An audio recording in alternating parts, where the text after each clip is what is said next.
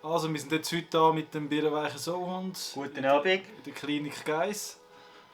Vielen Dank für deine Zeit. Jawohl, Dass du dich sehr gerne. aufopferst. Ich hoffe, da wird auch etwas abdrucken, oder? Ich mache es nicht umsonst. Heute reden wir darum, über das Thema Long-Covid. Du bist ja jetzt hier wegen dem Long-Covid-Syndrom. Ja, Long-Covid, hä? Ja. Genau. Hätte ich aus, oder? Wie hat dein Leben eigentlich vorher ausgesehen, bevor du die Long-Covid-Symptome bekommst? Ja, ich war junger Schweizer, oder? Ich hatte natürlich keine Einschränkungen, ganz normal. Ich konnte meinen ganzen Scheissdreck machen, oder?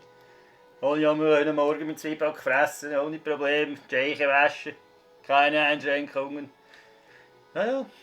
Eigentlich ganz 0 auf 15 Leben. Ne? Da hat es mich ja gar noch nicht gegeben. Und wann hast du das erste Mal Symptome bekommen oder irgendetwas gemerkt, dass irgendetwas nicht mehr gut ist? Jawohl, ja, das war natürlich. Da habe ich im August, nach der Corona, hatte ich den letzten Tag Quarantäne gehabt. Dann sind wir hier nach Mallorca gegangen, oder? Da hatte ich eigentlich noch Covid-19 gehabt. Hätte ich eigentlich gar nicht können gehen, bin ich trotzdem. Da habe ich gemerkt, ja, Entschuldigung, aber da dröhnt mir der Kopf. Mir ist schwindelig, Entschuldigung, Fräulein. So habe ich meiner Frau gesagt. Oder? Da hat sich das echt bemerkbar gemacht, als ich dann eine Gurken auf den Tisch bekommen habe. Oder? Das Mütterli mal einen Gurkensalat gemacht, oder? Da habe ich gesagt, du Mütterli, Entschuldigung, aber diese... Was hast du da rein da? Läuft es eigentlich? Gab der noch an mir so einen Scheissdreck auf den Tisch? Ja, da habe ich gemerkt, irgendetwas stimmt nicht, oder? Da habe ich nochmal Gurken probiert. Und dann Fleisch, das habe ich nicht mehr essen. Effektiv nicht. Das nennt sich Kakosmie, oder? Die jungen Schnaufer, wenn ihr möchtet, googeln und nicht wissen, was es ist, schreibt mal auf Google, anstatt da eure Viertel Blutte Fräulein suchen, könnt ihr mal eingeben, Kakosmie, mal etwas Gescheites. Also du bist mit Covid, obwohl du in in der Quarantäne warst, bist du in die Ferien gegangen? Ja, das war eigentlich der letzte Tag Quarantäne. Okay. Also Da habe ich gesagt, jawohl, ich habe den Flug schon gebucht, könnt mich alle am Arsch lecken, schönen Abend. Also das heisst, du hast eigentlich, die Appetitlosigkeit hast du bemerkt? Nein, die Geschmack recht zulassen, besser gut. Nein, die Geschmacksveränderung. Oder? Geschmacksveränderung? Ja, dadurch kann natürlich auch der Appetit ein bisschen eingeschränkt. Da hast du recht, Entschuldigung. Und was hast du gedacht, wo du den Schwindel bemerkt hast und die Geschmacksveränderung? Was sind deine Gedanken gewesen? Ja, ich habe natürlich immer gedacht, ich habe hier vielleicht Krebs oder so sonst irgendetwas. Jawohl. Also, ist das jetzt ein Joke? Oder? Nein, ich habe wirklich gedacht, ich habe irgendetwas. Ja. Und deine Frau, was hat deine Frau denn gesagt, wo dir das gesagt hast? Ja, natürlich haben viele gemeint, das sei alles psychisch. Oder? Weil ich halt schon davor unter Panikattacken gelitten habe. Das kennt jeder junge Schnurfer, der da schon mal einen Küngel geraucht hat. Kann man das Lied zu dieser schönen Musik da dazu singen? Und da meinst du, da kommst du einen Herzinfarkt über, oder? Du musst ans Fenster Luft holen, oder? Kennt jeder junge Schnurfer. Da wurde es auf die Psychoschiene geschoben. Ne? Und was hat sich dann in deinem Leben verändert, weil du den Schwindel hast und die Gurke nicht mehr essen konntest? Ja, ich konnte natürlich nicht mehr krampfen, oder? Dann musste ich die Scheichen hochlagern. Und dann habe ich natürlich gedacht, ja, jetzt will ich da die ganze Zeit Scheichen hochlagern. Da hat mir die Frau immer den TikTok gezeigt. Ich dachte, jetzt tue ich mal den TikTok-Scheissdreck abladen. Ja. Da habe ich einfach mal ein paar Filter durchgesucht. Da habe ich angefangen, den Scheissdreck zu machen. Also du hast die Arbeit verloren oder hast du dort gekündigt? Wie hast du das gemacht? Ich wurde per Ende Dezember als Mitarbeiter des Jahres fristlos gekündigt. Haben sie mir gesagt, so nicht, schönen Abend. Absolute Frechheit, oder? Da haben sie mir natürlich noch gesagt, haben sie mir gesagt, ich hätte können mit der Chefin reden und hätte aus gegenseitigem Einvernehmen hätten wir kündigen können. Oder? Also, was sonst schläft, oder was? Und was war der Grund, dass sie dir fristlos gekündigt haben? Ja, weil ich so lange krankgeschrieben war. Ja. Und hast du wieder dagegen vorgehen oder wie war das für dich?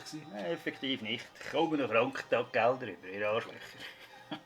Das heisst, es geht nicht mehr zurück in die Firma? Definitiv nicht.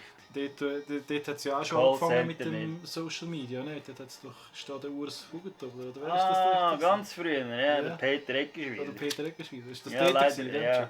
Ja. Leider hat es den Filter nachher nicht mehr gegeben. Der Filter mit dem Schnauz hat es leider nicht mehr gegeben. 2018 war das, oder? Die Hardcore-Fans wissen das, oder? Die gehen mal runterscrollen im Instagram, ganz runterscrollen. Seht ihr das alte Zeug, oder? Wo du den Schwindel bemerkt hast und eben die Geschmacksveränderung, ja eben, es hat dir sicher Sorgen gemacht. Du hast das Gefühl gehabt, du bekommst Krebs.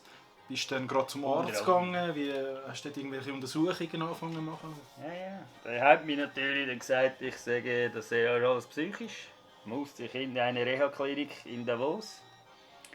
In die Psychosomatik, oder? Nein, fettige Scheissdreck, oder? Nein, das ist ein fettiger Scheissdreck. Was haben sie dort mit dir gemacht in der Ja, Psychosomatik? die Psychosomatik Rehabilitation, oder? Einmal ein bisschen Schwimmen, ein bisschen Sport. Der ganze Scheissdreck. Anti-Stress, Atemübungen, Achtsamkeitsübungen, Yoga, Scheiße. Ich hasse Yoga. Also schwierig war Mag für ich dich, effektiv nicht. schwierig war, dich auf das einzulassen oder hast du dich auch nicht ernst genommen gefühlt? Ich dort? habe mich nicht ernst. Ja, ich habe mich nicht ernst genug gefühlt. Ja, Okay. definitiv. Hast du Ich habe einen Schaden, das sehen wir doch alle, oder?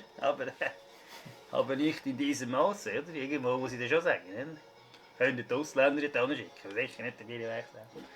Hat er dort, wo du dort warst, hat er auch irgendetwas etwas gebracht? Dort? Hat er etwas gut getan?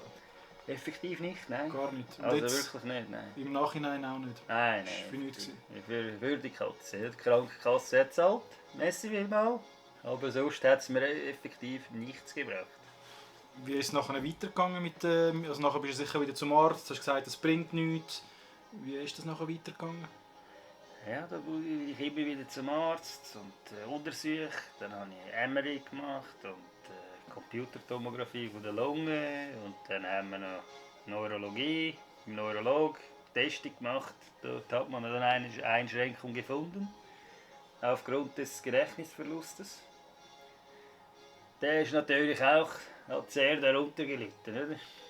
Mein Gedächtnis. Also vorher wegen der Kümmel schon schlechtes Gedächtnis gehabt, wie jetzt. Schönen Abend. Was haben, also du bist ja dort in dieser Zeit auch krank geschrieben gewesen, man hat nicht gewusst, was du genau hast. Wie hat deine Frau und deine Familie, dein Umfeld auf das reagiert? Ja, die hat auch natürlich gedacht, es ist immer wegen Stress und so. Und nicht wegen Corona, weil viele haben Corona gehabt und haben nichts gehabt, ein bisschen Schnupfen und so, oder? Mhm. Ja, da wird das ganze Scheissdreck nicht so ernst genommen, oder? Da wird das alles auf die Psyche geschoben, oder?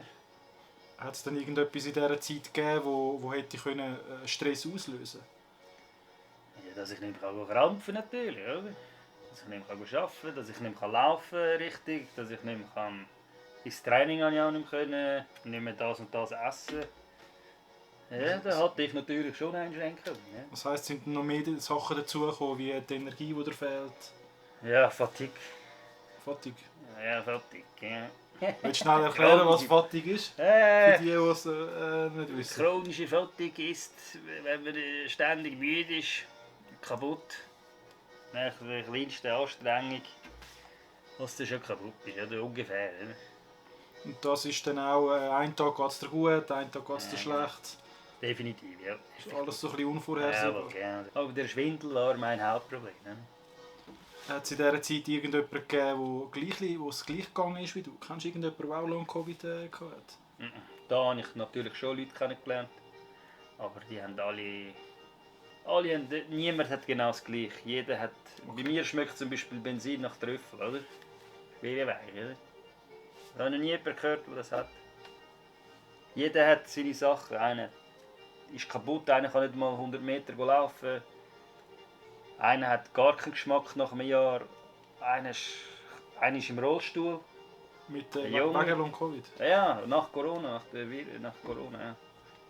Bei mir ist es halt ins Gehirn gedrungen. Oder? Da ist natürlich nicht viel vorhanden. Oder? Dann haben sie natürlich gedacht, jawohl, greifen wir jetzt an, huren Arschloch. Du hast vorher schon Panikattacken gehabt. Also du hast es schon, ist psychisch nicht so gut gegangen vorher. Wie hat sich das jetzt durch Long-Covid verändert? Ja, am Anfang habe ich jeden Tag Panikattacken gehabt. Jeden Tag. Jetzt mittlerweile geht es gut. Jetzt habe ich natürlich da ein kleines...